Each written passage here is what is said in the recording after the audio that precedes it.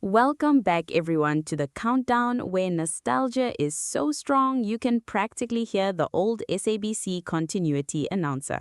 Today, we're counting down our picks for the top 10 South African TV shows we want back. We're talking about shows that entertained millions, created unforgettable characters, and had South Africans planning their evenings around the television. Because before streaming, there was no "I'll watch it later." You watched it at 8 o'clock. Or you missed it, and then you spent the entire next day avoiding that one person at work who couldn't keep their mouth shut. For this list, we're focusing on South African shows that have ended or disappeared from regular production, but we'd happily welcome back with open arms, a fresh season, and probably an unnecessary amount of nostalgia.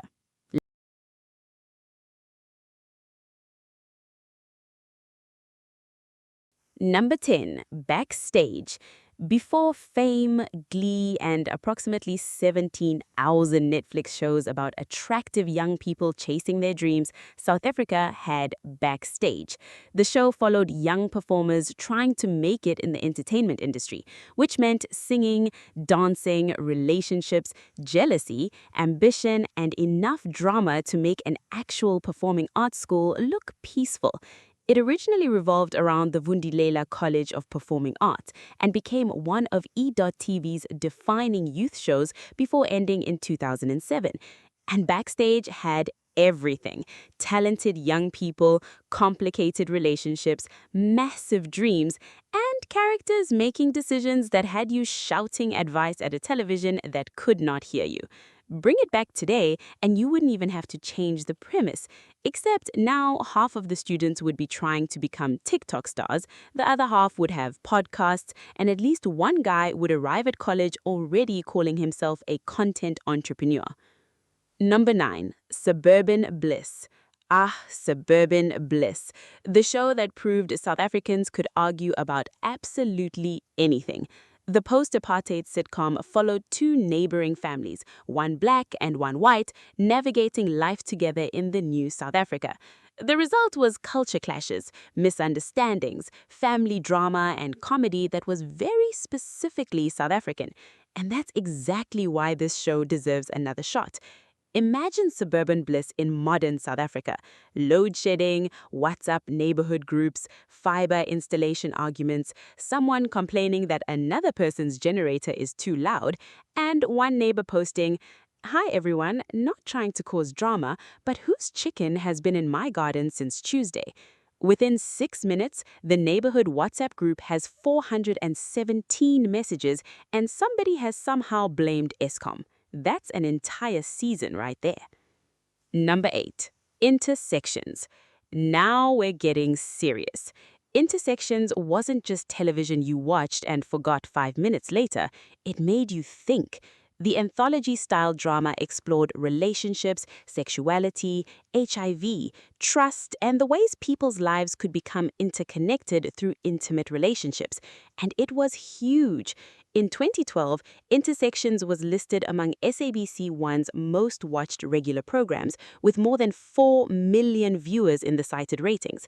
But the clever thing was how the show delivered important messages without feeling like somebody had secretly replaced your television with a life orientation textbook. A modern version could explore dating apps, social media relationships, online cheating, situationships, and whatever terrifying romantic arrangement Gen Z has invented this week. Seriously, nobody knows what anyone is anymore. Boyfriend, girlfriend, talking stage, exclusive but not official? My brother, are you dating this woman or applying for a home loan? Bring back Intersections. We need guidance. Number 7, Zone 14.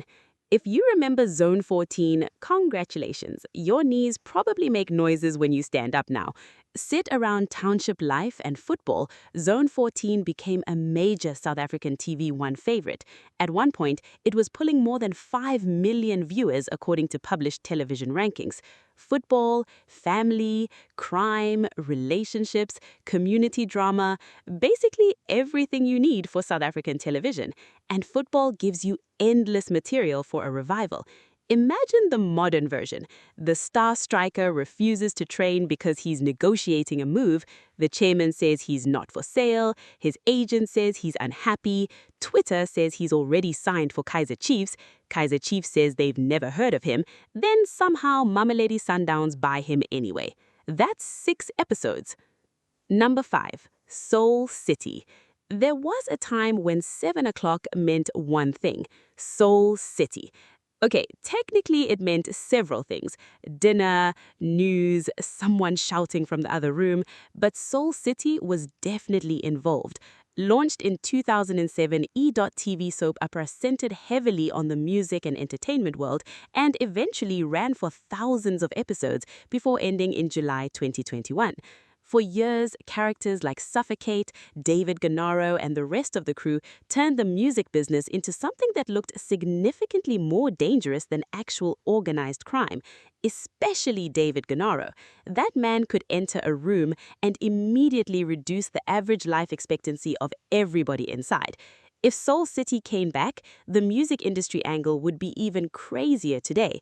Amapanyo, streaming, TikTok, influencers, fake record deals, artists arguing about royalties, someone releases a diss track, someone responds on Instagram Live, someone's uncle somehow owns the record label. South African television practically writes itself. Number 4, Seven Dalan. Cue the theme music, and suddenly millions of South Africans can smell coffee from Opi Coffee. For decades, Seven Dalan was one of those programs that felt permanently attached to South African television. You didn't even necessarily have to watch it. It was just there, like Table Mountain or Potholes, or someone trying to sell you something at a red light.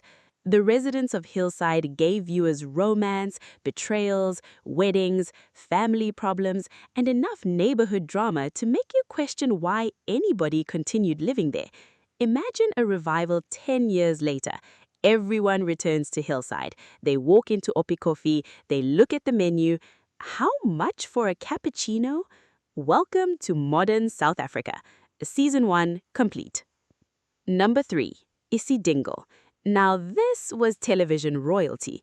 Isidingo spent more than 20 decades on South African screens and built an enormous collection of memorable characters and storylines. For many viewers, Horizon Deep wasn't simply a fictional mining town, it was basically another South African province. The show tackled business, politics, relationships, social issues, and corporate power, while somehow making boardroom meetings genuinely entertaining. That's talent, because in real life, most boardroom meetings could put a Red Bull to sleep. And Isidingo wasn't afraid of groundbreaking storylines either, including prominent LGBTQ representation during its long run. A modern revival could be incredible.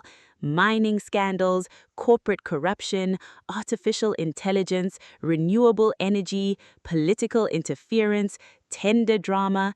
Basically, just open a South African newspaper and start writing. You could have 8 seasons finished by lunchtime. Number 2, Generations, the original era. Before anybody attacks us in the comments, yes, Generations, the legacy exists.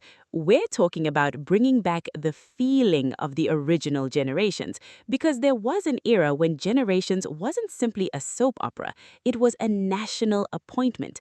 Millions watched, characters became household names, and if something major happened on Generations, you didn't need social media to make it trend. The next morning, everybody knew. Published ratings from 2012 had Generations comfortably above 6 million viewers, making it the biggest regular show on the list cited at the time. The original advertising world setting gave us ambition, wealth, romance, family rivalries, and people dramatically entering offices like they just discovered the cure for electricity prices. We don't necessarily need the exact show resurrected. We need that event television feeling, the kind where one character reveals a secret and somewhere in Limpopo somebody drops a plate. But before we reveal our number 1 pick, here are a few honorable mentions. The Lab, Ta Cha Cha, Gazlam, Society, Madam and Eve, and Zay News. South African television has left a lot of classics sitting in the archive. But there's one show whose return would probably have South Africans canceling their evening plans immediately. Number 1. Yizo Yizo. Was there really another choice? Yizo Yizo wasn't comfortable television. It wasn't trying to be. Beginning in 1999, the groundbreaking South African TV1 drama explored township schools and communities through stories involving crime, corruption, violence, sexuality, and young people trying to survive extremely difficult circumstances. It ran for 3 seasons, but its cultural footprint was enormous, and even decades later, people still talk about it. In fact, nostalgia around Yizo Yizo was still going viral in South Africa in 2026, with fans once again calling it peak television. That's staying power. Yizo Yizo had characters who felt real, consequences that felt real, and scenes that could make an entire household go completely silent. There was no scrolling through your phone while watching.